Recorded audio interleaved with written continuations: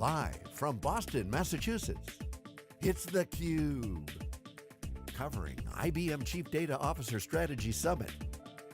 Brought to you by IBM. Now here's your host, Dave Vellante. We're back. Caitlin Lepech is here to close the IBM Chief Data Officer Summit with me. Caitlin's an executive inside of the IBM Chief Data Officer office. Welcome back. Thank you so much. I'm breathing a sigh of relief. We had a great event and we're just wrapping up. So you know what's kind of cool?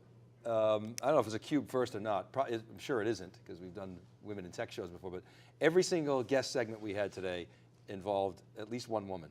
So that's kind of cool. You know, we do a lot of events that there are 0 women, and I'm really happy about that. So good job, IBM. Props. Thank you, and I think you mentioned it earlier. You know, we have our Data Divas breakfast this morning kicking things off, and we talk about the importance of diversity, and it's something we believe in, and hopefully we're able to say it's important and then follow it up with some actions. Yeah, and there were some data dudes there. And some data dudes, Data Divas and data dudes. So let's put a wrapper on this event. Sure. You know, we weren't here yesterday, so maybe take us through sort of what you guys did and some of the conversations that you heard, the topics that were of interest, some of the concerns people had. Sure. You know, we tried a new format this year. We haven't done this before, but we got a lot of feedback from our participants that what they find is most valuable in these sessions is the peer-to-peer sharing amongst themselves, both within the same industry and same background as well as cross-industry opportunities. And so we set it up yesterday where we kicked off, we had a lunch, gave folks an opportunity to network, and then we dove right into our deep dive segments. And I heard a lot of good feedback that people came prepared with use cases, with stories of how they're implementing some new initiatives within their own organizations, data analytics initiatives, starting to talk a little bit about cognitive and what that means. I think that went really well, and we'll consider doing it that way again. And then today we reconvened for our plenary sessions. So we had a nice keynote this morning, Bob Picciano and Inderpal Bhandari. I know you had them both on earlier, so that was great. Great keynotes and great segment. It was a lot of good discussion there. Good, and hitting some of those key themes. We tried to carry that throughout the day. So we had some really nice panel discussions. A couple that stood out. We're talking about governance versus innovation, and our message as we work with CDOs. You still have to care about data management, data governance. How are you orchestrating data that perhaps you're acquiring as part of your acquisition strategy? How are you pulling that in and combining with data that exists within your own organization? So all of those issues, and then the innovative side. And I think we talked about this earlier. Now we've got we're seeing this real growth in data science, engineering. We're recruiting ourselves for a deep learning expert as another area. And so you start to see the real sophistication around those technologies and opportunities. So I think that one always resonates with our attendees. The governance versus innovation, and as those coexist. I'll make an observation. When I first started covering this whole big data thing,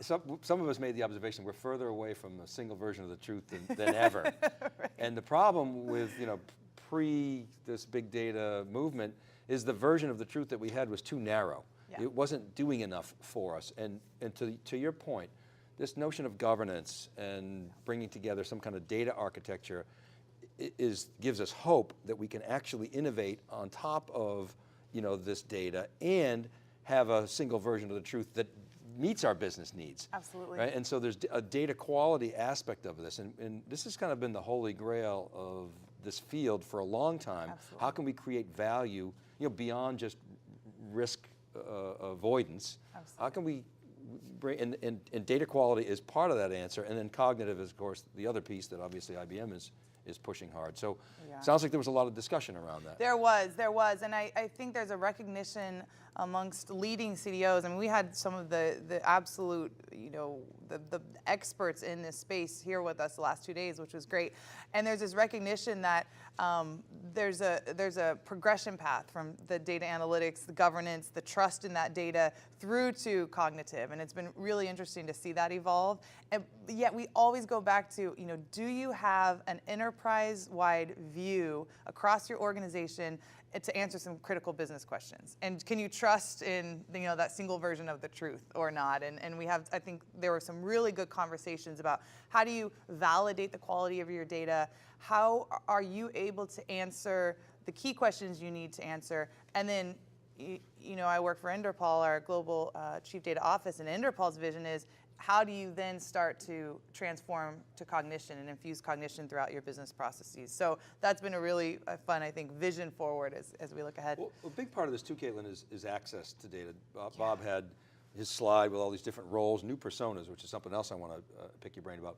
But the upper left was the citizen data scientist, right? So this means and this again is one of those holy grail moments where we want to get data beyond the hardcore data wonks, insights for a few, into everybody, so that this so-called single version of the truth, there's a level playing field so that somebody, in the trenches can actually, provide innovation throughout the organization. That's critical. Is it happening? Absolutely. I think so. I think it's beginning to and starting to. And I'll start first from a vision perspective. What we see, what we'd like to get to, is this idea that a business subject matter expert could step up and ask the key questions they need to conduct business, and be able to access the data, interpret it, and apply it in their decision making. Personally, I don't think we're there yet. That's our vision. And you're absolutely right. I mean, we get really excited thinking about enabling sort of folks, regardless of where they sit in the organization, to feel comfortable asking those business questions, gathering the data that they need, feel comfortable with some of the tools. We talk a lot about the APIs that are available, in our case, available publicly on Bluemix. We encourage folks to get in there, to contribute. People are building all kinds of really cool, interesting apps, on top of those APIs. And so I think we'll continue to see more and more of that, which is something, we're big supporters of. I want to talk about the personas. So Bob had another great slide up there. So he said, well, it used to be the database administrator, or maybe it was the business analyst, and he had citizen analyst, which we talked about, data scientist, data engineer, application engineer, and of course the chief data officer. So presumably the chief data officer, he or she is serving these different roles. How do you see these personas evolving? What was the discussion like here? Absolutely. A lot of questions. It's funny too, there was a really good discussion about, I'll just take a couple examples, data science and data engineer, and the application engineer, those folks, and the different types. So we talk, let's say data science, for example. There's the folks that are client-facing data scientists, and so they want to take a client business question, where's the new business model or revenue opportunity, and they want to be able to answer that. There's others that are more of the research at scale type of data scientists. So maybe they're taking, data they own, combining it with unstructured data sources, sort of text and image and social, and delivering response. And so I think we used to talk about these in broad terms, the data scientist, and now we're starting to see that there are many different types and forms that are important, and that's distinct from the data engineer and the architect. And so some of these new personas are looking, I think, to do some different things, but there's that commonality where I think the chief data officer role plays an important piece, is enabling those personas, those roles. And so they're delivering that single trusted source of data across the organization. They're encouraging their business people, their IT folks, to ask critical questions, to be able to get those answered. And so I think it's been exciting to see that continue to evolve. The other thing we talk about a lot on theCUBE, and we talked about today, was just not only the role of the chief data officer, but Ingerpal talked about how to get started. Yes. And he said I want to repeat this because it was so good. There are 5 initiatives that you have to undertake, 5 imperatives, I should say.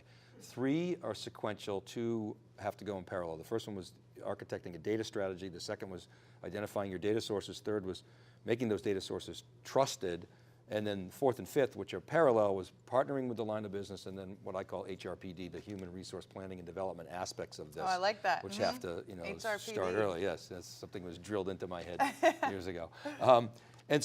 But the interesting thing about those, the observation I would make is, nowhere in here is technology, right? I mean, that's not the chief data officer's primary role. Right? You got to partner with the technology business. So talk a little bit about that discussion, the CDO and the CIO role. Absolutely.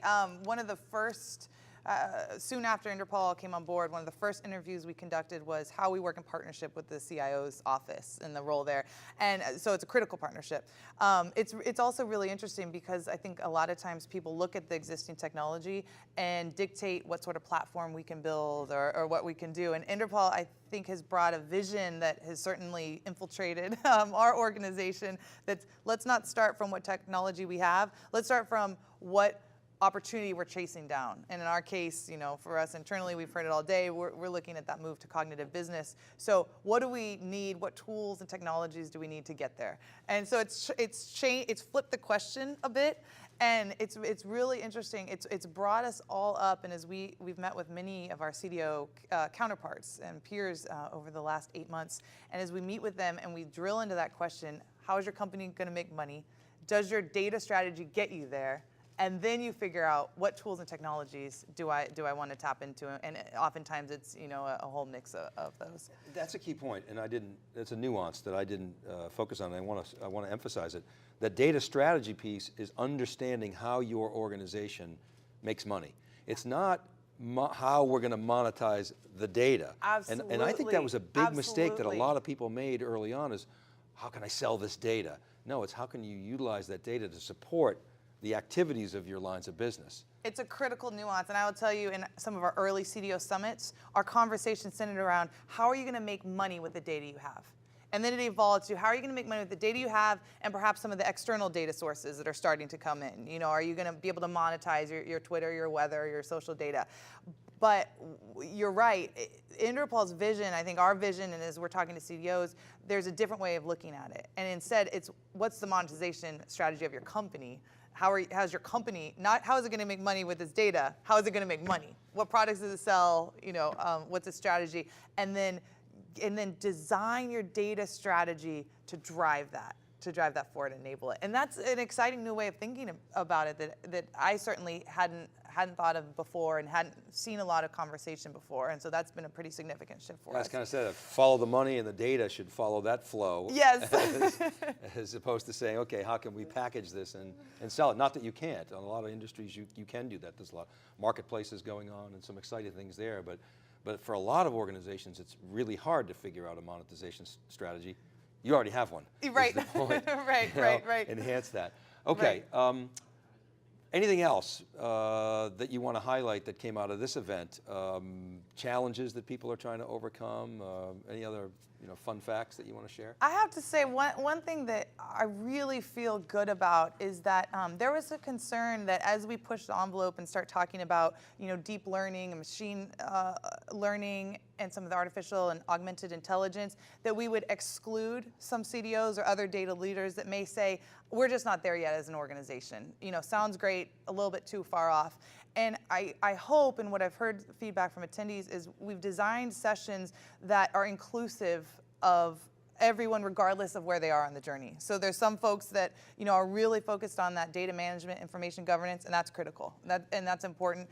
Some that are starting to pilot some different analytics initiatives, some that are starting to think, what does it mean to feed a system that gets smarter as it goes and starts thinking about the cognition.